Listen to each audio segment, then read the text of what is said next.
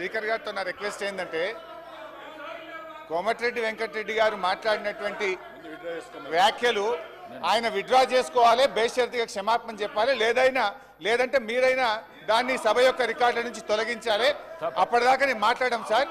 ఇప్పుడు ఒక రాష్ట్రాన్ని సాధించిన కేసీఆర్ ను 10 ఏళ్ల ముఖ్యమంత్రి గారిని పట్టుకొని అటువంటి భాష మాట్లాడడం తగదు.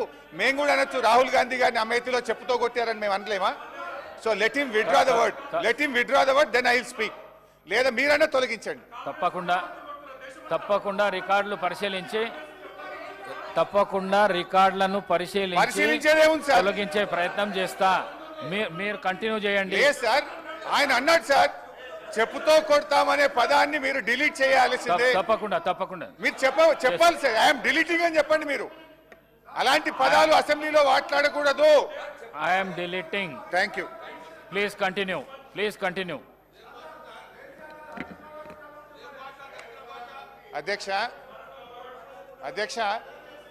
ప్లీజ్ ఒక్క రిక్వెస్ట్ అధ్యక్ష. నేను ఒక్క నిమిషం మాట్లాడితే 5 నిమిషాలు వారికి ఛాన్స్ ఇచ్చారు. నేను దయచేసి నేను మాట్లాడిన తర్వాత వాళ్ళు ఎంతసేపు మాట్లాడినా నేను వినడానికి సిద్ధంగా ఉన్నా. కైండ్లీ మమ్మల్ని డిస్టర్బ్ చేయొద్దు.